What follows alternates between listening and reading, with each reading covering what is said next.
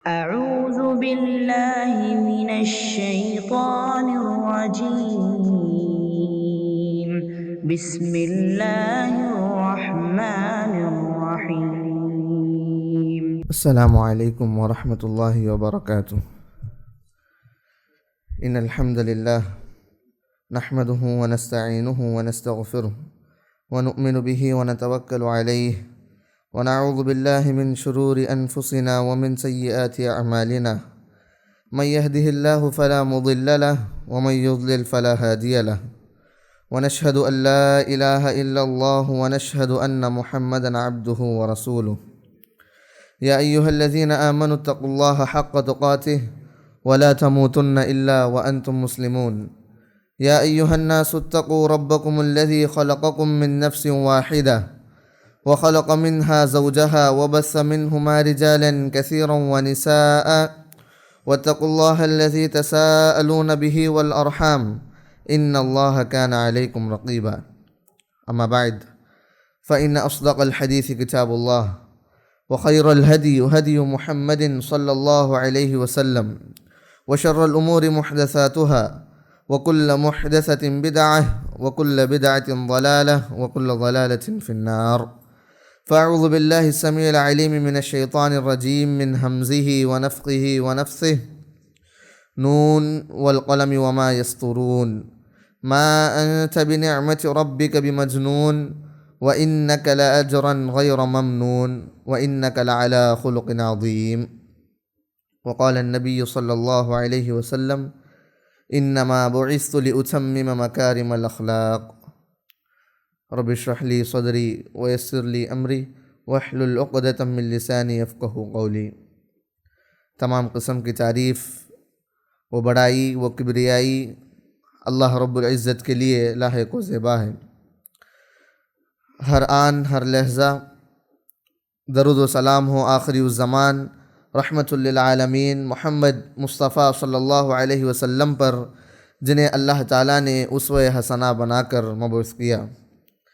میں سب سے پہلے اللہ کی بارگاہ میں دعا کرتا ہوں کہ اللہ سبحانہ و تعالیٰ جہاں ہمیں اس مبارک مجلس میں اسلامی شریعت کی باتوں کو، اسلامی تعلیمات کو سننے کے لیے جمع کیا، اسی طرح ہم تمام کو اس پر عمل کرنے کی توفیق عطا فرمائے، آمین.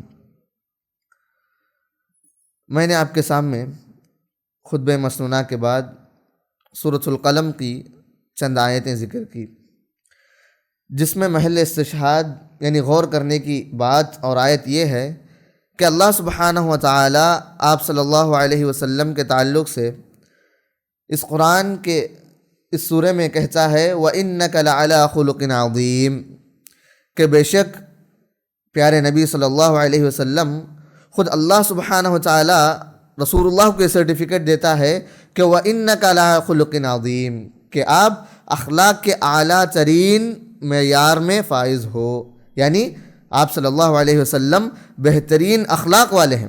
اللہ سبحانہ وتعالی سرٹیفکیٹ دیتا ہے. ضرورت کیا ہے اس کی؟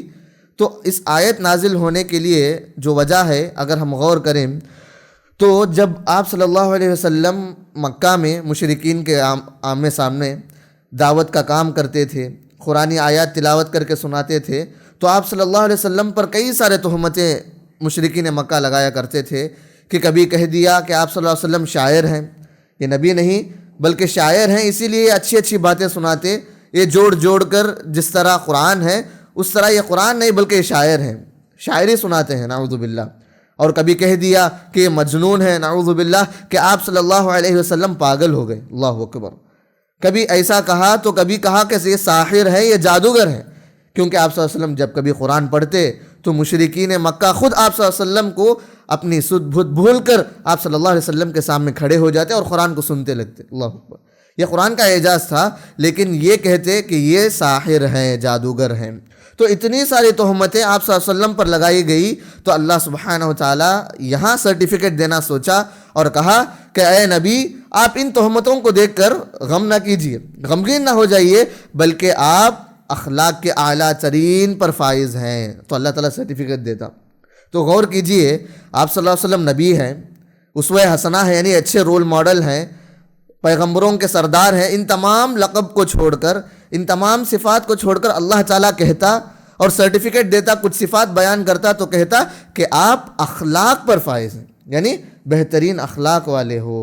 یعنی اللہ سبحانہ تعالیٰ گویا آپ صلی اللہ علیہ وسلم کے اخلاق اور اسلام میں اخلاق کی تعلیمات کو کس حد تک امپورٹنس دیا گیا ہے وہ اللہ سبحانہ تعالیٰ بیان کرنا چاہتا ہے. اسی لیے اللہ نے کہا وَإِنَّكَ لَعَلَىٰ خُلُقٍ عَظِيمٍ.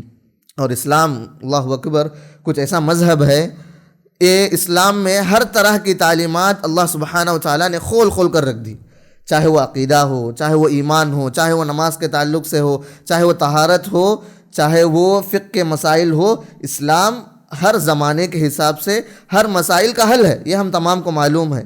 لیکن ہم جہاں اسلام کے تعلیمات کو غور کرتے پڑھتے ہیں لیکن ایک چیز کو بھول جاتے، ایک حصے کو ہم زیادہ سنتے بھی نہیں، زیادہ اس بارے میں بات بھی نہیں ہوتی ہے، اور اسلام کے ایک بڑے حصے کو ہم بھول جاتے ہیں اور اس کے بارے میں پڑھتے نہیں. وہ ہے آج کا عنوان، اسلام میں آداب اور اخلاق کی اہمیت، اخلاق کی ضرورت. یعنی آخر اسلام میں اخلاق کیا بات رکھتا ہے، اخلاق کون سی حیثیت رکھتا ہے اور کس درجے کی بات ہے یہ اخلاق کہ ہم آپ صلی اللہ علیہ وسلم کو دیکھ کر جہاں عقیدے کو سیکھتے ہیں، آپ صلی اللہ علیہ وسلم کو دیکھ کر ان کے راہ کو فالو کرتے، تو اخلاق آخر اسلام میں کیا ہے آج ہم سیکھیں گے انشاءاللہ. اور اخلاق کے تعلق سے میں کیا بتاؤں کہ جب آپ صلی اللہ علیہ وسلم اپنی بعثت، اپنے بھیجے جانے کا اور اس دنیا میں رسول بن کر آنے کی وجہ کئی سارے ہیں. ہم جانتے ہیں کہ اللہ تعالیٰ انبیاء کرام کو اس لیے بھیجتا تاکہ توحید کو پھیلائے، اللہ تعالیٰ کی وحدانیت کو پھیلائے، اللہ ایک ہے کہیں. لیکن اخلاق کے تعلق سے اگر اس کی فضیلت کو میں بیان کروں تو الحمدللہ کئی سارے باتیں آئے گی، لیکن ایک حدیث کافی ہے کہ اخلاق اسلام کے اندر کتنا امپورٹنس رکھتا ہے. وہ کون سی حدیث؟ آپ صلی اللہ علیہ وسلم کہتے ہیں کہ تمام انبیاء کرام کو تو اللہ تعالیٰ بھیجتا ہے، تو مجھے کیوں اللہ تعالیٰ نے بھیجا؟ آخر آپ صلی اللہ علیہ وسلم ہمارے لیے نبی بن کر کیوں آئے، وجہ کیا ہے؟ تو آپ صلی اللہ علیہ وسلم خود بتاتے ہیں انما بعثت لاتمم مکارم الاخلاق. سبحان اللہ، ایک لفظ میں آپ صلی اللہ علیہ وسلم ختم کر دیے کہ انما بعثت لاتمم مکارم الاخلاق.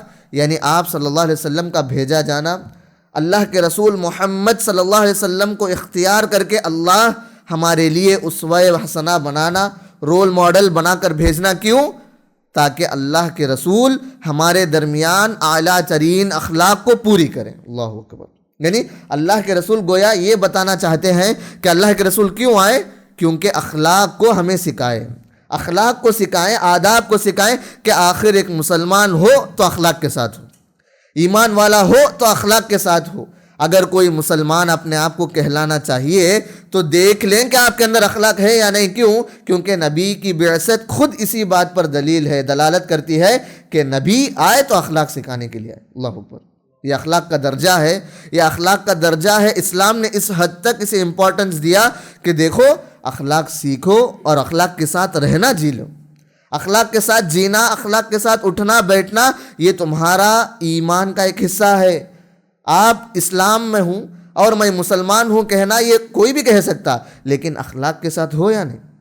آج کا مسلمان اخلاق کے ساتھ ہے یا نہیں، یہ سوال ہے. کیوں؟ کیونکہ آپ صلی اللہ علیہ وسلم کہتے ہیں، جب آپ صلی اللہ علیہ وسلم سے سوال کیا گیا کہ ایمان کا کامل درجہ کیا ہے، یعنی اکمل الایمان، اگر کوئی بندے کو دیکھ کر کوئی کہے کہ یہ بندہ ایمان کے کامل درجے کو پہنچا ہوا ہے، تو آپ صلی اللہ علیہ وسلم بیان فرماتے ہیں کہ دیکھو اس کے اندر حسن الخلق یعنی اخلاق بہترین ہے یا نہیں. اللہ اکبر.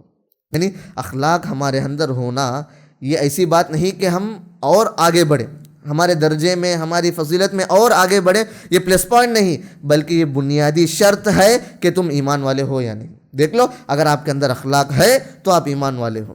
جس حد تک آپ اخلاق کے ساتھ جیتے ہو، اٹھنے بیٹھنے کے ساتھ، چلنے پھرنے کے ساتھ، معاملہ کرنے کے ساتھ، جہاں ہم اخلاق کو پھیلاتے ہیں اور اخلاق کا پابند ہوتے ہیں، تو اس وقت آپ اپنے آپ کو پہچان لے سکتے ہیں کہ آپ اور میں ایمان والا ہوں اور ایمان والا رہوں گا انشاءاللہ. کیسے؟ اخلاق کو دیکھ کر. ہم تو سوچتے ہیں کہ اخلاق یعنی ڈسپلن کے ساتھ رہنا، گڈ کیریکٹر جو اسلام ہمیں بتاتا ہے، یہ سب پلس پوائنٹس ہیں، یہ سب ہمارے کیریکٹر کے اندر اور مزید بڑھانے والی بات ہے نہیں، بلکہ جان لیجئے اسلام اس کا درجہ یوں رکھ دیا کہ بلکہ یہ عادت نہیں میرے بھائیوں، یہ عبادت ہے. یہ نیکی کمانے کا ذریعہ ہے کہ اگر آپ اچھے اخلاق کے ساتھ ہوں گے تو گویا آپ نیکی کما رہے ہیں. آپ اٹھیں گے اور بیٹھیں گے اخلاق کے ساتھ تو گویا آپ عبادت میں ہیں. یعنی آپ معاملات کرتے ہیں, بزنس کرو یا اسکول جاؤ, کالجز جاؤ, گھر میں ہو, ماں باپ کے ساتھ کا سلوک ہو, اگر آپ وہاں اخلاق کے ساتھ ہوتے ہیں تو گویا آپ یوں ہی نہیں بلکہ عبادت میں ہوتے ہیں. کیوں؟ کیونکہ اخلاق کے تعلق سے کئی ساری فضیلتیں اسلام بیان کرتا ہے, اسلامی شریعت میں آئی ہے. میں ان کے چند مثالیں, چند ایگزامپلز آپ کے سامنے, چند احادیث ذکر کرنا چاہتا ہوں. کیسے اخلاق, کیسے نیکی بنتی ہے اور اخلاق کو فالو کرنے والا مسلمان کیسے ایمان والا بنتا ہے, یہ آپ صلی اللہ علیہ وسلم کے کئی سارے احادیث سے ہمیں ملتی ہے بات. نواز بن سمعان رضی اللہ عنہ ایک صحابی ہیں. یہ آپ صلی اللہ علیہ وسلم سے پوچھتے ہیں کہ اللہ کے رسول صلی اللہ علیہ وسلم, یہ خود بتاتے ہیں کہ سألت النبی صلی اللہ علیہ وسلم عن البر والاسم. سمپل, آپ صلی اللہ علیہ وسلم سے میں نیکی اور گناہوں کے بارے میں سوال کیا کہ اللہ کے رسول نیکی کیا ہے اور گناہ کیا ہے, سمجھائیے. مجھے معلوم ہے کہ ان کام کرنے سے میں نیک کار ہوں, یہ کام نیکی ہے, یہ کام برا ہے, یہ مجھے معلوم ہے, لیکن آپ بتائیے, کیونکہ آپ زیادہ جانتے ہیں, اللہ کے رسول ہیں آپ, تو رسول اللہ یہ بتائیے کہ نیکی کیا اور گناہ کیا. تو اللہ کے رسول معلوم نیکی کی لمبی لسٹ ہونے کے باوجود آپ صلی اللہ علیہ وسلم کیا ذکر کرتے ہیں کہ اللہ کے رسول کے پاس جب یہ سوال کیا گیا تو رسول اللہ نے فرمایا حسن الخلق. بر کیا ہے, نیکی کیا ہے؟ حسن الخلق, تمہارا کیریکٹر اچھا ہونا, تم با اخلاق ہونا, تم اپنے آپ کو ادب والا بنا لینا, یہی بر ہے, یہی نیکی ہے. اللہ اکبر. غور کیجئے اسلام میں نیکی کی فہرست کتنی ہے. نماز پڑھو, روزہ رکھو, صدقہ کرو, حج جاؤ, اچھے کام کرو, تمام چیزیں نیکی ہے. لیکن رسول اللہ بتاتے تو کیا, کور چیزیں بتاتے. اور رسول اللہ کے بارے میں بھی جان لو, سیرت جب آپ پڑھیں گے تو معلوم ہوگا آپ صلی اللہ علیہ وسلم سوال کرنے والے سائل اور جواب دینے کا جو وقت ہوتا ہے اس سچویشن کے حساب سے جواب دیتے. اور آپ صلی اللہ علیہ وسلم سے یہاں سوال کیا گیا کہ بر کیا, نیکی کیا ہے, تو آپ صلی اللہ علیہ وسلم کور چیز کو بیان کرتے صرف. یعنی آپ صلی اللہ علیہ وسلم کے بارے میں ہے کہ جوامع الکلم, آپ صلی اللہ علیہ وسلم بولیں گے تو کم, آپ صلی اللہ علیہ وسلم کے الفاظ رہیں گے تو کم, لیکن اس کے معنی دریا سمندر جیسی ہوتی ہیں. سبحان اللہ. تو آپ صلی اللہ علیہ وسلم بتاتے ہیں کہ نیکی ہو, نیکی کے بارے میں اگر جاننا چاہتے ہو تو جان لو, اپنے آپ کو سدھار لو, اخلاق والا بنا لو. اگر آپ اخلاق والے بن جاؤ گے تو یہی نیکی ہے. اور گناہ کیا, آپ صلی اللہ علیہ وسلم کہتے ہیں وَإِثْمُ مَا حَاكَ فِي صَدْرِكَ, یعنی جو بھی کام ہو آپ کے دل کے اندر کھٹک پیدا ہو, آپ کے دل کے اندر آپ محسوس کرتے ہیں کہ یہ کام کرنے سے کہیں لوگ مجھے دیکھ کر برا نہ سمجھ جائے. دوسری بات, یہ گناہ ہے یا نہیں معلوم نہیں, لیکن اگر میں یہ کام کروں گا, یہ لوگوں کو معلوم ہوگا کہ یہ کام میں نے کیا تو لوگ برا سمجھیں گے, تو سمجھ جاؤ یہی برائی ہے. اللہ اکبر. برائی ایسا نہیں کہ میں کیٹیگرائز کروں, ایسا نہیں کہ میں برائی کی فہرست ڈالوں, لسٹ ڈالوں اور اس کے بعد دو, نہیں, بلکہ اسلام کہتا ہے برائی کچھ وہ سب چیزیں ہیں جو تم اپنے آپ کو اپنے دل میں سمجھتے ہو کہ یہ چیز اگر میں لوگوں کے سامنے لا لوں, یہ چیز اگر اللہ کل کے دن لوگوں کے سامنے لا لے تو لوگوں کے سامنے برا لگے گا مجھے, تو یہ تمام چیز گناہ ہے. تو یہاں آپ صلی اللہ علیہ وسلم نیکی اور برائی کا ڈیفینیشن دیتے ہوئے کہتے ہیں کہ اخلاق کے ساتھ رہو. اور اخلاق کے ساتھ رہنا گویا یہاں تک نہیں معاملہ کہ آپ اخلاق کے ساتھ رہ گئے, یہ بہت بڑی نیکی کا کام ہے. ہاں یہ نیکی کا کام ہے, لیکن یہ نیکی کہاں وزندار بنے گی معلوم آپ کو. جان لیجئے گویا یہ نیکی یعنی آپ اخلاق کے ساتھ ہونا, ایسا نہیں کہ آپ مسجد میں ہی رہنا نہیں, بلکہ آپ دنیا میں کون سے بھی کونے میں رہ جائے, لیکن آپ اخلاق کے ساتھ ہو تو یہ نیکی ہے, ہم نے معلوم کر لیا. لیکن یہ نیکی کا وزن کیا, یہ نیکی کا جو ویٹیج ہے وہ کیا ہے, آپ صلی اللہ علیہ وسلم بیان فرماتے ہیں ما من شیء اثقل فی المیزان یوم القیامہ من حسن الخلق. اللہ اکبر. آپ صلی اللہ علیہ وسلم کہتے ہیں کہ اس روز قیامت کے دن معلوم ہے سب کے اعمال اللہ سبحانہ وتعالیٰ ترازو میں تولے گا, یہ ہے یا نہیں؟ ہمیں معلوم ہے کہ اللہ کے سامنے کھڑنا ہے اور اللہ تعالیٰ ہمارے اعمال نامے کو روز قیامت کے دن میزان میں رکھ کر تولے گا, یہ ضروری حق ہے. تو آپ صلی اللہ علیہ وسلم کہتے ہیں ما من شیء اثقل فی المیزان, میزان میں سب سے وزندار چیز کیا ہوگی معلوم؟ تو آپ صلی اللہ علیہ وسلم کہتے ہیں من حسن الخلق, یہ اچھے اخلاق ہوں گے. اللہ اکبر. سوچئے کل قیامت کے دن میں اور آپ اللہ کے سامنے کھڑے ہوں اور یہاں چھوٹی چھوٹی کام, ماں باپ کے ساتھ اچھا پیش آنا, ہمارے اساتذہ کے ساتھ اچھا پیش آنا, رشتہ داروں کے ساتھ اچھا رہنا, معاملات میں ہم اخلاق کے ساتھ رہنا, ہمارا اٹھنا بیٹھنا اخلاق کے ساتھ ہو جائے, ہم اخلاق والے مومن, تو سوچئے آپ اللہ کے سامنے کھڑے ہوں گے، اور جب اللہ تعالیٰ آپ کے اعمال نامے کو تولے گا تو وہ سب سے زیادہ وزندار بن جائیں گے۔ اللہ اکبر، یہ حسن خلق کی خوبی ہے، یہ حسن خلق کی امپورٹنس ہے جو اللہ سبحانہ و تعالیٰ ہمیں اسلام کے ذریعے بتاتا ہے۔ اور اس کے آگے بڑھ کے یہ چیز کہوں تو جھوٹ نہیں ہوگا، تو آپ صلی اللہ علیہ وسلم کہتے ہیں، آپ صلی اللہ علیہ وسلم سے سوال کیا گیا کہ وزندار چیز تو ہے، ہمارے گناہ بھی تو ہیں، تو آپ صلی اللہ علیہ وسلم سے صحابہ اور آگے بڑھ کر سوال کرتے ہیں کہ اللہ کے رسول پیارا نبی صلی اللہ علیہ وسلم، سب سے زیادہ انسانوں کو یعنی ہمیں بشر کو کون سا عمل ہے جو جنت میں لے جایا جائے گا؟ یعنی یہ عمل کروں تو اللہ کے رسول میں نماز پڑھتا ہوں، سب کچھ ہے، لیکن مجھے بتائیے کہ میں کچھ عمل کروں، ایک دو عمل ہو تو اس عمل کرنے کے عوض اللہ تعالیٰ ہمیں زیادہ سے زیادہ جنت میں ڈالے گا۔ تو جب سوال کیا گیا جواب وہی تھا، نماز نہیں۔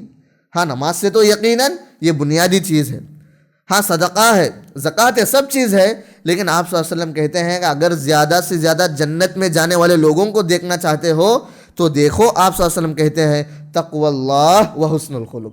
اللہ اکبر، یعنی اللہ کا تقوی اختیار کرنا، یہ تو بنیادی چیز ہے۔ تقوی کے بغیر زندگی بیکار، اللہ کے ڈر کے بغیر زندگی بیکار ہے۔ تو اللہ کے رسول کہتے ہیں کہ تقوی اللہ، پہلے اللہ کا ڈر اختیار کرو، جان لو کہ آپ جہاں کہیں بھی ہو اللہ آپ کو دیکھ رہا ہے، یہ تقوی اپنے دل میں لا لو۔ اور اس کے بعد کہتے ہیں وحسن الخلق، یہ اچھے اخلاق کو اختیار کرنا، اچھے اخلاق اختیار کر لو تو جان لیجئے یہ جنت میں سب سے زیادہ لے جانے والا عمل ہے۔ اور یہ عمل صرف یہاں تک نہیں، اور یہ عمل کی خوبی، یہ اچھے اخلاق یہاں تک نہیں، بلکہ اسلام میں اور ایک سب سے بڑی خوبی جس کو سن کر دل خوش ہو جائے گا، وہ کیا؟ آپ صلی اللہ علیہ وسلم کی صحبت۔ قیامت کے دن سوچئے ہم ایک عمل کے لیے ترستے ہوں گے، ہے یا نہیں؟ ماں اپنے بیٹے سے بھاگے گی، دوست اپنے دوست کو دیکھ کر بھاگے گا اور کہے گا کہ اگر وہ برا دوست ہو، بے اخلاق والا دوست ہو، دنیا میں زندگی میں اس سے دوستی کر لی تو وہاں کھڑ کے ہم فیل کریں گے، ہم افسوس کریں گے، یا لیتنی لم اتخذ فلانا خلیلا، اے کاش کہ میں اس سے دوستی ہی نہ کیا ہوتا۔ اللہ اکبر، ایسا عالم ہوگا وہاں۔ تو آپ صلی اللہ علیہ وسلم کہتے ہیں کہ اس وقت جہاں ایسا حشر ہوگا لوگوں کا، کیا آپ لوگ نہیں چاہتے کہ آپ میرے ساتھ رہیں؟ کیوں نہیں؟ اللہ کے رسول کی صحبت، اللہ کے رسول صلی اللہ علیہ وسلم کے ساتھ رہنا اور جنت میں آپ صلی اللہ علیہ وسلم کی قربت، یہ کون نہیں چاہے گا؟ تو آپ صلی اللہ علیہ وسلم کہتے ہیں ان تمام چیزوں کو اگر آپ پانا چاہتے ہو، یعنی میری صحبت، میری قربت حاصل کرنا چاہتے ہو تو کرو تو کیا کام؟ آپ صلی اللہ علیہ وسلم کہتے ہیں ان احب الی واقربکم منی، یعنی تم میں سے سب سے محبوب یعنی پسندیدہ وہ بندہ ہوگا، وہ میرا امتی۔ ہم کیوں نہیں چاہیں گے کہ آپ صلی اللہ علیہ وسلم کا پسندیدہ لوگ بن جائے؟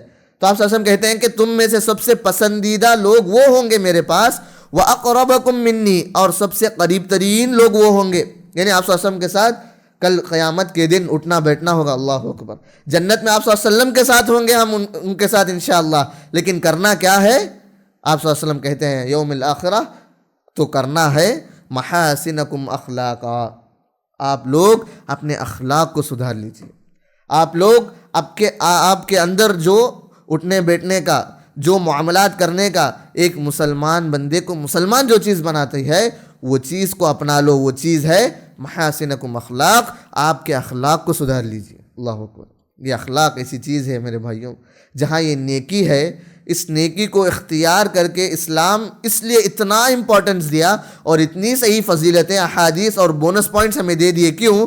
کیونکہ آج ہم جو غفلت میں بیٹھے ہیں نا، آج ہماری جو غفلت ہے یہ اخلاق سے ہٹ کر، اسی لیے اللہ تعالیٰ نے بیان کیا کہ یہ آپشنل نہیں کہ آپ نفل نماز پڑھو یا نہیں، یہ آپشنل ہے، نفل روزے رکھو یا نہیں، آپشنل ہے، لیکن اللہ تعالیٰ اور اس کے رسول یہ گویا بتاتے ہیں اتنی ساری خوبیاں دے کر کہ یہ آپشنل نہیں میرے بھائیوں، بلکہ یہ فرض ہے، یہ ضروری ہے۔ اگر آپ چاہتے ہو قیامت کے دن آپ نجات پالیں تو اخلاق کے ساتھ رہو، آپ چاہتے ہو دنیا والے آپ کو چاہے، اخلاق کے ساتھ رہو، آپ چاہتے ہو کہ اللہ کے ساتھ رہو، اللہ کے قریب ترین بندے بن جاؤ، تو اس سے بہترین عمل کوئی نہیں ہو سکتا، وہ اخلاق ہی ہے۔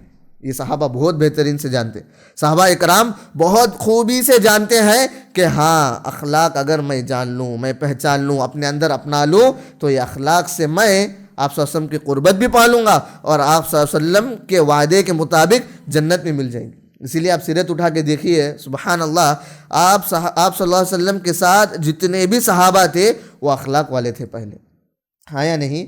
آپ صلی اللہ علیہ وسلم جب ایمان لائے، صحابہ کرام جب ایمان لائے، سیرت پڑھ کر دیکھیے، صحابہ کرام نماز سے پہلے، چند اعمال سے پہلے، فرائض سے پہلے، صحابہ کرام تو اللہ اکبر اتنے فضیلتوں والے، اخلاقوں والے تھے کہ کافر اپنے کفر کو توڑ دیا، اللہ اکبر، کافر اپنے کفر کو چھوڑ دیا، ہاتھ دھو بیٹھے اور سر خم تسلیم کر لیے کہ ہاں ہزار اختلاف ہے آپ کے ساتھ، لیکن یہ اخلاق کے ذریعے جو ہمارے صحابہ اپنے لوہے کو منوا لیے یہ کوئی نہیں کر سکتا۔ کئی سارے مثالیں ہیں، آپ صلی اللہ علیہ وسلم کو دیکھیے، میں شروع میں بیان کیا کہ آپ صلی اللہ علیہ وسلم پر تہمتیں لگائی گئی، ہے یا نہیں؟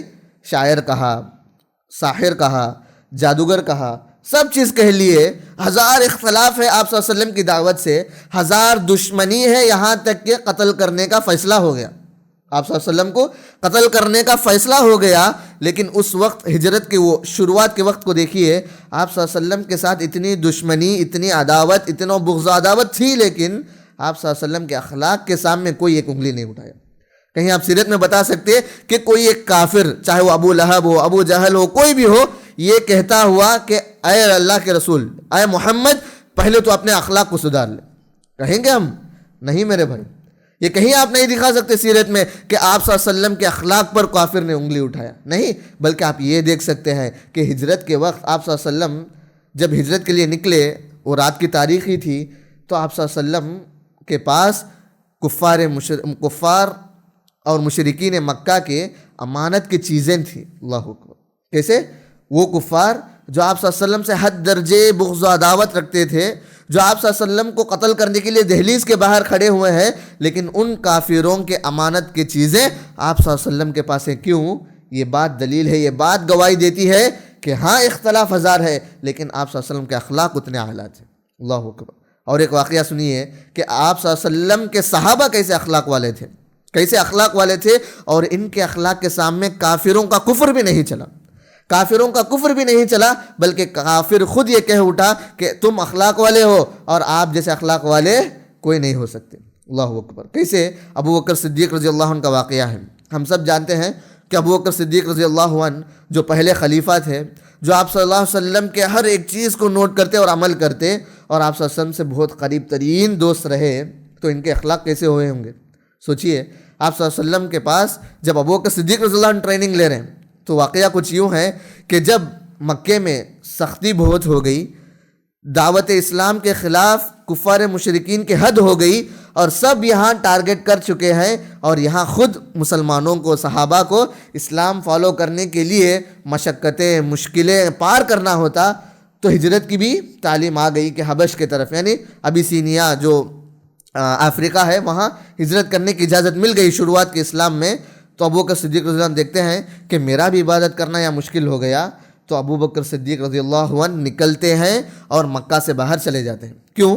کیونکہ میں جا رہا ہوں اللہ کے راہ میں، اور میں ہجرت کروں گا، اور وہاں جا کر میں اللہ کے راہ میں سکون و اطمینان کے ساتھ عبادت کروں گا، صرف مقصد یہی تھا۔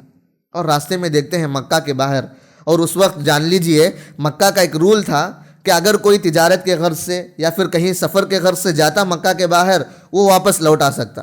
اگر کوئی مکہ چھوڑنے کا یا پھر مکہ سے دشمنی لے کر مکے کو چھوڑ کر میں جا رہا ہوں، اگر کوئی ایسی نیت سے باہر جائے تو دوبارہ وہ اکیلا واپس نہیں آ سکتا، دوبارہ وہ اکیلا واپس نہیں آ سکتا جب تک کہ اس کے لیے کوئی سپورٹ نہ ہو، یا پھر اس کے لیے کوئی امن والا ہو، یا پھر کہے کہ کوئی اور آ کر کہے کہ ہاں میں اسے امن دیتا ہوں کہ یہ دوبارہ واپس اندر آئے گا، اور اسے کوئی ہاتھ لگایا تو میرے سے دشمنی کرنے کے برابر۔ تو یہ امن دینا چاہیے، یہ زبان دینا چاہیے، یہ ایک رول تھا مکے والوں کا۔ تو جب ابو بکر صدیق رضی اللہ عنہ نکل پڑے ہجرت کے لیے، تو راستے میں ایک کافر سے ملاقات ہوئی، ابن الدغنہ اس کا نام ہے، اور دیکھے کہ ابو بکر جا رہے ہیں تو سوال کیا، اے ابو بکر آپ کہاں جا رہے ہیں؟ کافر ہے، معلوم ہے ابو بکر صدیق رضی اللہ عنہ اسلام قبول کر لیے، محمد کے دین پر ہیں صلی اللہ علیہ وسلم، تو سوال کرتا ہے کہ ابو بکر آخر آپ کہاں جا رہے ہیں؟ تو ابو بکر صدیق رضی اللہ عنہ کہتے ہیں کہ میں بس آ گیا، میں تنگ آ گیا کہ یہ مکے میں میرے لیے کوئی جگہ نہیں، یہ مکے میں میرے لیے کوئی جگہ نہیں ہے، اور میں یہاں سے نکل کر کہیں اور چلے جاؤں گا، اور اللہ کے راہ میں سکون کے ساتھ، اطمینان کے ساتھ عبادت کروں گا۔ تو یہ سننے کی دیری تھی، سوچئے کہ اللہ اکبر اس کافر کے منہ سے کیسے الفاظ نکلے ہوں گے۔ اگر کوئی اور ہوتا آج کا کوئی ہوتا تو پہلے 100 سلام مار کے بھیج دیتا. لیکن دیکھیے کہ ابوبکر صدیق رضی اللہ عنہ اپنے اخلاق سے کس حد تک متاثر کیے ان کافروں کو. کہتا ہے یہ سننے کے فوری بعد مثلک یا ابا بکر لا یخرج ولا یخرج. اللہ اکبر. صرف ایک ہی الفاظ کہتا ہے, مثلک یا ابا بکر, اے ابو بکر آپ جیسے اخلاق والے, اے ابو بکر سن لیجیے, آپ جیسے اخلاق والے, آپ جیسے حسن سلوک کرنے والے, آپ جیسے انسان لا یخرج نہ نکل سکتے ہیں, ولا یخرج نہ آپ کو نکالا جا سکتا ہے. اللہ اکبر. آپ کے اخلاق اتنے اعلیٰ تھے کہ کافر اپنے کفر کو توڑ کر کہہ اٹھا کہ ابو بکر آپ نہیں نکلیں گے اور نہ ہی آپ کو نکالا جائے گا, میں آپ کو اپنے امان میں لیتا ہوں, آپ جائیے مکہ اور عبادت کیجئے, کوئی آپ پر ہاتھ نہیں اٹھائے گا. اللہ اکبر. یہ تھے صحابہ, یہ تھے صحابہ کے اخلاق کہ اپنے اخلاق سے آگے والے کافر کے کفر کو توڑ دیتے, مشرک کے شرک کو ہٹا دیتے تھے. وہ اپنے آپ کو سرخم تسلیم کر بیٹھتا کہ ہاں یہ اخلاق والے ہیں تو ہزار دشمنی ہو ان لوگوں سے, لیکن ہماری بس یہاں نہیں چل سکتی. اللہ اکبر. یہی صحابہ تھے اور یہی صحابہ سے اسلام پھیلا. اور ہم بھی یہ سوچنا چاہیے, ہمارے ذہنوں سے یہ بات بیٹھ گئی ہے کہ اسلام آخر یہاں آیا, دنیا بھر پھیلا تو جنگوں کے ذریعے, ہے یا نہیں؟ ہم یہی سنتے ہیں اور یہی پڑھتے بھی ہیں, اور بچپن سے یہ بات معلوم ہے کہ یوں حتیٰ کہ ہمارے یہ بر صغیر یعنی ہمارے یہ انڈیا, پاکستان, جو افغانستان ہے, ان علاقوں میں اسلام بھی جنگوں کے ذریعے پھیلا. نہیں میرے بھائی, جان لیجئے جنگ سے پہلے یعنی تلوار سے پہلے یہاں اسلام رہا, یہاں اسلام تھا. اور اسلام پھیلا کیسے؟ اخلاق کے ذریعے. معلوم ہے آپ کو کیسے؟ یہ بر صغیر میں تجارت کا ماحول بڑا زیادہ تھا. عرب بھی تاجر ہوا کرتے تھے, بزنس مین ہوا کرتے تھے. عرب کے لوگ یہاں انڈیا آ کر, خاص طور پر ہمارے اس تمل ناڈو کیرلا کے علاقے میں, ساؤتھ انڈیا میں سمندری علاقے کے ذریعے تجارت کرنے کے لیے آتے اور اسلام پھیلاتے. تو دیکھا گیا کہ یہ لوگ زمانے جاہلیت میں بھی آیا کرتے تھے. یہاں کے لوگ دیکھتے تھے, معلوم ہے بزنس کا تعلق رکھنا پڑتا ہے, تو یہ لوگ بزنس کے لیے, تجارت کے لیے تعلقات بھی قائم کرتے یہاں کے لوگ, اور دیکھتے کہ عرب کے لوگ جب کبھی آتے یہ زمانے جاہلیت کی سختی ان کے اندر ہوتی. آپ بھی آپ غور کیجئے, سیرت میں آپ صلی اللہ علیہ وسلم آنے کے پہلے ٹھکانا ہو یا ڈاکہ ڈالنا ہو, آنے والے لوگ جو بزنس والے لوگ آتے ان کے پیسے کو چھین کر ان لوگوں کو ستانا ہو, یہ سب عرب والوں میں تھا. اور یہی رویہ جب یہ لوگ باہر جاتے وہاں بھی پیش کرتے, وہاں بھی یہ لوگ یہ عادت کو وہاں بھی لے کر جاتے. تو جب دیکھے ایک ایسا وقت آیا اسلام آنے کے بعد, یہاں کے لوگ جو ہمارے تمل ناڈو والے کے لوگ, یہاں کے انڈیا کے لوگ دیکھے کہ یہ ایسے لوگ نہیں تھے, یہ ایسے لوگ نہیں تھے. آج کل ان لوگوں کا معاملہ کچھ اور ہے, ان لوگوں کا جو رویہ لین دین کا معاملہ ہے وہ صاف سیدھا ہے, ہاتھ بہت صاف ہے, اور یہ لوگ ظلم و زبردستی نہیں کرتے. آخر وجہ کیا؟ آخر وجہ کیا؟ یہ تبدیلی کہاں سے آ گئی ان لوگوں کے اندر؟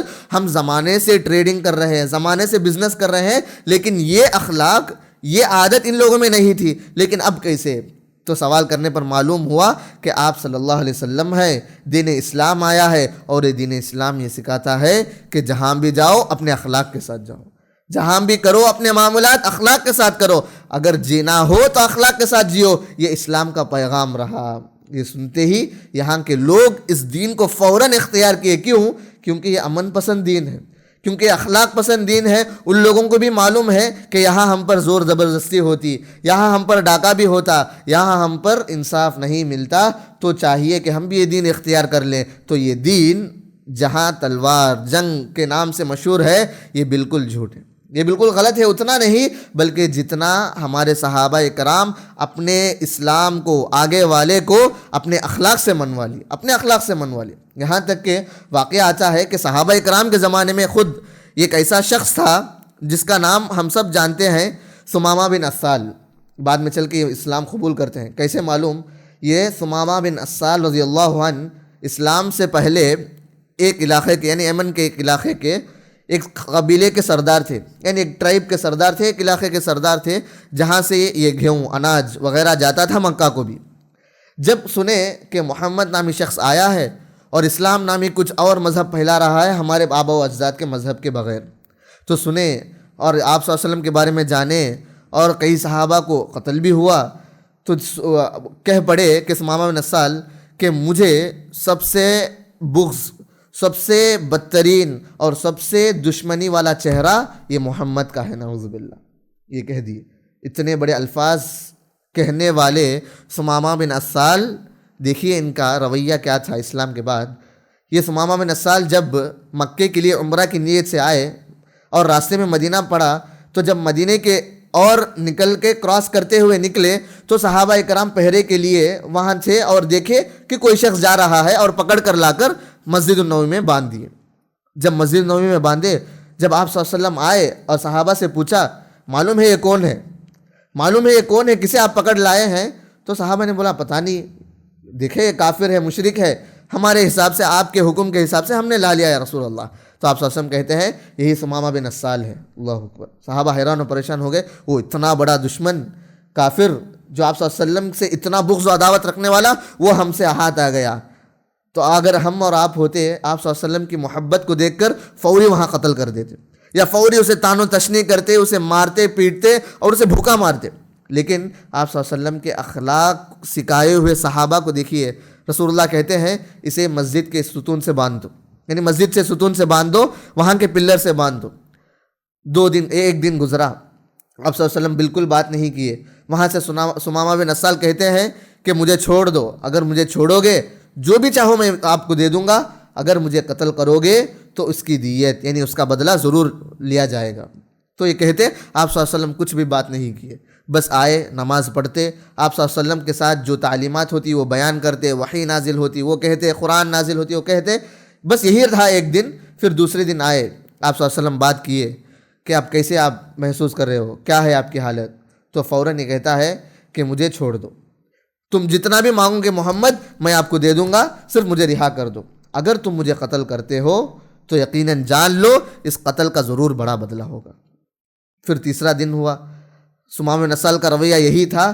پھر آخر میں آتا ہے، آپ صلی اللہ علیہ وسلم کو دیکھتے ہیں ثمامہ بن اسال کہ آپ صلی اللہ علیہ وسلم کیسے ہیں، صحابہ کرام کیسے ہیں، آپ صلی اللہ علیہ وسلم کے ساتھ کیسے پیش آتے ہیں، کیونکہ یہ لوگ بڑے بڑے سردار تھے، اور سردار اپنے رعایا اور اپنے جو نیچے والے کام کرنے والے لوگ ہوتے غلاموں کو اتنا جماتے نہیں، لیکن یہ اتنے بڑے نبی کہتے، اتنے بڑے سردار ہیں، پورے مدینے کے سردار ہیں، کنگ ہیں، لیکن صحابہ کرام آتے ہیں، ملتے ہیں، یہ عام انسان کے ساتھ جاتے ہیں۔ تو ان تمام اخلاق کو دیکھے اور آخر وہ دن آ گیا کہ آپ صلی اللہ علیہ وسلم آتے ہیں مسجد نبوی کو اور کہتے ہیں صحابہ کرام کو انہیں چھوڑ دیجیے، انہیں کھلا چھوڑ دیجیے۔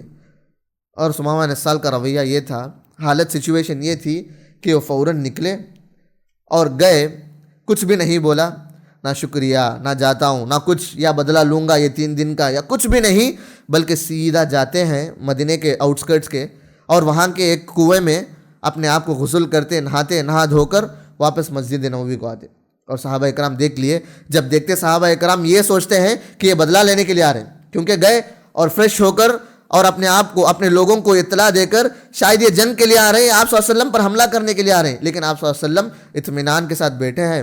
اور ثمامہ بن اسال آتے ہیں آپ کے سامنے اور بیٹھ کر کہتے ہیں کہ اللہ کے نبی، اے محمد سن لیجئے، یہاں آنے سے پہلے پوری دنیا میں سب سے بدترین اور سب سے دشمنی والا چہرہ آپ کا تھا اور ناپسندیدہ چہرہ آپ کا تھا، لیکن اب یہ سن لیجئے، ان 3 دنوں کے بعد جہاں میں آپ کے صحابہ کو دیکھا، آپ کے اخلاق کو دیکھا، آپ کے کردار کو دیکھا، آپ کا یہ سچویشن ماحول کو دیکھا، تو میں کہتا ہوں آپ سے زیادہ قریب میرے لیے کوئی نہیں۔ اللہ اکبر۔ اور وہیں اللہ کے رسول کے پاس بیعت کرتے ہیں اور لا الہ الا اللہ کہہ کر اسلام میں داخل ہو جاتے ہیں۔ سبحان اللہ۔ یہ تھے صحابہ کے اخلاق، یہ تھے اسلام لانے والے لوگوں کے زبانی اعتراف کرنے کا کہ اخلاق ہو تو صحابہ کرام کے جیسا، کچھ کام کرنا ہو تو صحابہ کو دیکھ کر کیجئے۔ اور معلوم ہے کہ یہ صحابہ کرام ہمارے لیے اسوہ تو ہیں، لیکن آج کی حالت کیا ہے ہماری؟ کیا ہم اخلاق والے ہیں یا نہیں؟ یہ سوال میں آپ سے کرنا یا آپ میرے سے کرنا نہیں، بلکہ اپنے آپ سے کر لیجئے کہ یہ کوشچن مارک ہمارے اخلاق کس حد تک ہیں۔ اور اگر ہم اس اخلاق کو، اسلام کے سکھائے ہوئے اس اخلاق کو اگر ہم نظر انداز کر کے چلتے ہیں تو ہوگا کیا؟ اتنی فضیلتوں والے اس اخلاق کو اگر ہم سیکھیں گے نہیں، اس کے ساتھ چلیں گے نہیں، تو ہوگا کیا؟ یہی ہوگا جو ہم آپ یہاں دیکھ رہے ہیں، یہی ہوگا جو ہماری حالت آج ہے، یہی ہوگا، اور رزلٹ یہی ہے کہ عالم اسلام کا جو رویہ آج ہے، ہمارے معاشرے کے مسلمان کو جو آپ دیکھ رہے ہیں، یہی رزلٹ ہے کہ ہم اخلاق کے ساتھ نہیں ہوں گے تو ہم ایسے ہی رہیں گے۔ امام البانی رحمہ اللہ سب سے بڑے محدث العصر تھے، تو یہ کہتے ہیں کہ ان کا ایک تجزیہ انالائز تھا کہ یہ جب دیکھتے ہیں پورے عالم کو یعنی دنیا کو اور کہتے ہیں، ان کا قول ہے کہ یہ شرک و بدعت، خرافات، یہ جہالت، یہ سب چیز عام ہونے کی وجہ جہاں اسلام کو قبول نہیں کرنا، توحید کی صحیح سمجھ نہیں رکھنا، یہ سب ہے۔ اسی طرح سب سے بڑی وجہ یہ بھی ہے کہ ہمارے مسلمان اور ہمارے مسلمانوں کے اندر اخلاق کی کمی ہے۔ یہ اخلاق کی کمی گویا صرف مسلمانوں کا ایک طبقہ نہیں بلکہ مسلمانوں کے ہر طبقے کو تسلیم کرنا چاہیے کہ ایک باپ اپنے بیٹے کو اخلاق سے عاری کر دیا، یعنی خالی چھوڑ دیا۔ ایک ماں اپنے بیٹی کو، اپنے بیٹوں کو جہاں اپنے اولاد کی تربیت کرنے میں اخلاق کو سیکھنا چاہیے، سکھانا چاہیے، وہاں ایک ماں، ایک باپ، ایک والدین اپنے بچوں کو اخلاق سے عاری کر دیا، جس کا نتیجہ کیا؟ وہ بچہ جب بڑا ہوتا، جب نوجوان بنتا، وہ اخلاق سے بے غیرت ہوتا۔ وہ اخلاق کیا معلوم نہیں۔ اور دیکھیے آج یہی ماحول ہے، آج یہی حالت ہے۔ جب ہم دیکھتے ہیں لوگوں کو، جب ہم دیکھتے ہیں ہمارے نوجوانوں کو سکولز میں، کالج میں، ان کا رویہ کیا ہوتا، ان کی حالت کیا ہوتی ہے۔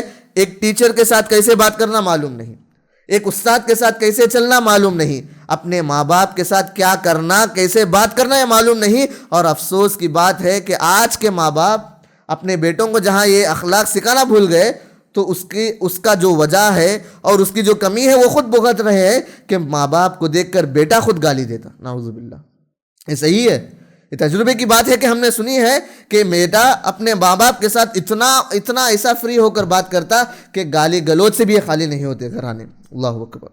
اور وہی لڑکا جا کر، وہی لڑکی جا کر جب کالج اسکول میں پڑھتے ہیں، یہ اخلاق نہ ہونے کی وجہ سے نہ اپنے اساتذہ کو، نہ اپنے ٹیچرز کو، پروفیسرز کو جتنا عزت دینا ہے، جو بڑوں کو عزت دینا ہے، ان تمام چیزوں سے خالی۔ اور آج کے ہمارے قوم کی حالت یہ ہے کہ اخلاق نہ ہو کوئی قوم تو بتائیے وہ مسلمان ہے۔ اللہ اکبر۔ یہ سب سے بڑی تلخ حقیقت ہے، یعنی سب سے بڑی کڑوی سچ بات ہے کہ ہم اپنے آپ کو اخلاق سے بالکل خالی کر دیے، اور جہاں اسوہ حسنہ جیسے رسول اللہ صلی اللہ علیہ وسلم کو فالو کرنے والے، ان کی امتیوں کے ساتھ ایک بہت بڑی، سب سے بڑی اعجاز والی بات، ہم ان کے امتی کہلانے کے بجائے آج ان کے نام کے ساتھ، جہاں آپ صلی اللہ علیہ وسلم کے لیے اگر کوئی کچھ کہہ دے، اگر کوئی غیر مسلمان کچھ آپ پر کہہ دے تو فوراً ہم آ جاتے ہیں پروٹیسٹ کرنے، فوراً ہم آ جاتے ہیں ان کی دفاع میں، سب کچھ کرنے کے لیے تیار ہیں، لیکن آپ صلی اللہ علیہ وسلم کی تعلیمات کو فالو کرنے کے لیے ہمارے پاس وقت نہیں، ان کی تعلیمات کو سیکھنے کے لیے وقت نہیں۔ آپ صلی اللہ علیہ وسلم جس اخلاق سے اپنے آپ کو آراستہ کیے ہوئے تھے، اپنے اخلاق سے لوگوں کو دکھائے کہ یہی اسلام ہے، اس اسلام کو لوگوں تک پہنچانے میں ہم کوتاہی کر گئے۔ کیوں؟ کیونکہ یہ تمام چیزوں کو ہم نیگلیکٹ کر دیے، ان تمام چیزوں کو ہم نے نظر انداز کر دیا۔ اللہ اکبر۔ تو آخر وہ رزلٹ کیا ہوا؟ رزلٹ یہی ہے کہ آج ہمارے معاشرے میں اخلاق نامی چیز کچھ نہیں۔ لیکن بھائیوں، آخر میں یہی کہنا چاہتا ہوں، جہاں آپ لوگ اپنے آپ کو ایمان سے آراستہ کرنا چاہتے ہیں، اپنے آپ کو کئی سارے اعمال کرنا چاہتے ہیں، تو دیکھیے اپنے آپ کو اخلاق سے جوڑ لیجئے، اخلاق سے جوڑ لیجئے، اور ادب کے ساتھ رہیے کہ بڑوں کے ساتھ رہنا کیسے، چھوٹوں کے ساتھ کیسے پیش آنا، اگر میں مسجد آؤں تو کیسے آؤں، اپنے پڑوسیوں کے ساتھ معاملہ کروں تو کیسے کروں، اپنے دوستوں کو اختیار کروں تو کن اخلاق والے دوستوں کو اختیار کروں، ان تمام چیزوں کو ملحوظ رکھتے ہوئے، یعنی یاد رکھتے ہوئے اپنے آپ کو آگے بڑھائیے زندگی میں، تو دیکھیے اپنے آپ کی تبدیلی کیا، تو دیکھیے اپنے آپ کے اندر تبدیلی کیسی ہوتی۔ لیکن ہم یہ جانتے ہیں یہ اخلاق جہاں ان تمام چیزوں کو لیتا ہے، وہیں اگر ہم چند عبادتوں میں کوتاہی کرے، یعنی نفل نماز زیادہ نہیں پڑھنے ہوتا، سنتوں میں کوتاہی کرتے ہیں، اور ہمیں جب سکول جانا ہوتا، جب ہم بزنس کرنا ہوتا ہے، زیادہ سے زیادہ نمازیں، روزے، نفل چیزیں کرنے پر ہم قاصر ہیں، ہوتا نہیں، تو یاد رکھ لیجئے اپنے آپ کو اخلاق سے آراستہ کر لیجئے۔ یعنی آپ اگر بڑھ چڑھ کر نفل میں، سنتوں میں آگے بڑھ نہیں سکتے کیونکہ یہ کاموں میں مشغول ہو جاتے، بزی ہو جاتے، تو جان لیجئے یہ بھی خوشخبری ہے آپ لوگوں کے لیے کہ آپ اچھے اخلاق کے ساتھ رہیے۔ گھر میں ہیں، اسکول میں ہیں، نفل نماز نہیں پڑھ سکتے، دوسری نمازیں نہیں پڑھ سکتے، یہ تکلیف ہے کہ میں اور اللہ کے ساتھ، اللہ کے پاس قریب ہو جاؤں نفل کے ذریعے، لیکن نوافل سے میں نہیں پڑھ رہا ہوں، نوافل نہیں پڑھ رہا ہوں، تو یہ تکلیف اللہ بھی جانتا ہے۔ اگر آپ یہ چاہتے ہیں کہ ان تمام کا ثواب آپ کو چاہیے تو اخلاق کے ساتھ آراستہ ہو جائیے۔ کیوں؟ یہ میں یوں ہی نہیں کہہ رہا ہوں بلکہ آپ صلی اللہ علیہ وسلم کی حدیث ہے. رسول اللہ کہتے ہیں ان المؤمن لیدرک بحسن الخلق درجۃ الصائم والقائم. اللہ اکبر. رسول اللہ یہ کہتے ہیں کہ آپ اگر نوافل بھی بڑھ چڑھ کر حصہ نہیں لیے، نوافل بھی نہیں پڑھ سکتے، روزے بھی نہیں رکھ سکتے، نوافل روزے، تو جان لیجئے کہ رسول اللہ کہتے ہیں کل قیامت کے دن بے شک ایک ایمان والا بندہ اس درجے کو پہنچتا ہے. کون سے درجے کو؟ درجۃ الصائم والقائم، یعنی روزے رکھنے والوں کے درجے کو، نماز پڑھنے والوں کے درجے کو. یعنی کھڑ کر میں تہجد نہیں پڑھا، نفل نماز ہے، تہجد نہیں پڑھا، لیکن ان کے درجے کو، وہاں تک اگر میں پہنچنا چاہتا ہوں. روزے نہیں رکھا نفل روزے، لیکن میں ان نفل روزے رکھنے والوں کے درجے کو پہنچنا چاہتا ہوں تو کروں کیا؟ رسول اللہ کہتے ہیں بحسن الخلق، اپنے آپ کو اچھے اخلاق کے ساتھ جوڑ لیجئے. آپ جاؤ بزنس میں لگو، لیکن بزنس کے ایتھکس ہیں اسلام جو سکھاتا ہے، اس بزنس کے ایتھکس کو فالو کر کے اسلام کے ساتھ آپ اخلاق کے ساتھ بزنس کرو تو آپ کل قیامت کے دن نماز پڑھنے والے، روزہ رکھنے والوں میں آپ کا شمار ہوگا انشاءاللہ. آپ جاتے ہیں کچھ بھی معاملہ کر لیجئے، لیکن اخلاق کے ساتھ اگر آپ جیو گے، اخلاق کے ساتھ اگر آپ اپنی زندگی کو جوڑ لو گے تو اس وقت آپ کا درجہ ضرور بضرور ان عمل کرنے کے باوجود، عمل کرنے کے بغیر ان لوگوں کے درجے میں اللہ آپ کو پہنچا دے گا. یہ آپ صلی اللہ علیہ وسلم کی حدیث ہے اور یہ سچ ہے میرے بھائیو. تو لہٰذا یہ اخلاق، جہاں ہم عقیدے کو امپورٹنس دیتے، جہاں ہم ایمان کو امپورٹنس دیتے، ہم الگ کر کے دیکھ رہے ہیں کہ عقیدہ الگ، ایمان الگ، اسلام الگ اور اخلاق الگ. نہیں، بلکہ اسلام، عقیدہ، ایمان، یہ تمام چیز اخلاق کے ساتھ ہی حاصل کی جا سکتی ہے یا نہیں؟ آپ دیکھتے ہیں کہ آج کے دن کئی سارے کام آپ کو کرنے کے لیے ہوں گے. بزنس کے لیے جانا ہو، یا پھر سیر و تفریح کے لیے جانا ہو، یا پھر آپ اپنے گھر والوں کے ساتھ جانا ہو، یا پھر چپ چاپ گھر میں بیٹھنا بھی ہو، آپ کر سکتے تھے. لیکن کیوں آئے یہاں؟ کیونکہ یہ اخلاق ہے، کیونکہ یہ تعلیم ہے آپ کو کہ ہم جائیں گے تو ایک تو ثواب کا ثواب بھی مل جائے گا اور شریعت کی باتوں بھی ہم سیکھ لیں گے. کیوں؟ یہی اخلاق ہے. یہی اسلام سکھاتا ہے کہ عقیدے کے ساتھ جڑا ہوا ہوتا ہے اخلاق. ہم جب الگ کر کے دیکھتے ہیں تو وہاں اخلاق کو ہم چھوڑ دیتے ہیں. لہٰذا یہ ان اخلاق کی باتوں کو یاد رکھیے. جہاں ہم تمام چیزوں کو کرتے، نماز پڑھتے، روزہ رکھتے، وہیں یہ اخلاق کو عبادت کی حیثیت سے دیکھیے. یہ عبادت سمجھ کر، نیکی سمجھ کر کیجئے. اللہ سبحانہ و تعالیٰ ان تمام چیزوں کو، نعمتوں کو آپ سے آراستہ کر دے گا. اللہ کا وعدہ یقیناً حق ہے. تو چاہیے کہ ہم ایسے مسلمان بنے جیسے صحابہ کرام اپنے آپ کو رسول اللہ کو دیکھ کر سیکھے تھے. ایسے مسلمان بنے جو اخلاق کے ساتھ ہو، ایسا اسٹوڈنٹ بنے جو اخلاق والا ہو، ایسا دوست بنے جو اخلاق والا ہو، اور آخر میں ایسا مسلمان، ایسا نوجوان اس مسلمان معاشرے کا بنے جو اخلاق کے ساتھ اسلام کو دوسروں کو سکھائے. اسلام بولنے کی ضرورت نہیں، لیکن میرے اخلاق کے ساتھ میں دوسروں کو دکھا دوں کہ یہی اسلام ہے. ایسا مسلمان ہمیں بنائے. اللہ تعالیٰ سے دعا ہے کہ اللہ تعالیٰ ہم تمام کو با اخلاق والا بنائے، اخلاق والی زندگی نصیب فرمائے، اور اللہ تعالیٰ ہم تمام مسلمان معاشرے کو با اخلاق اور نیکیوں میں آگے بڑھنے والوں میں سے بنائے. آمین. وآخر دعوانا ان الحمد للہ رب العالمین. والسلام علیکم ورحمۃ اللہ وبرکاتہ.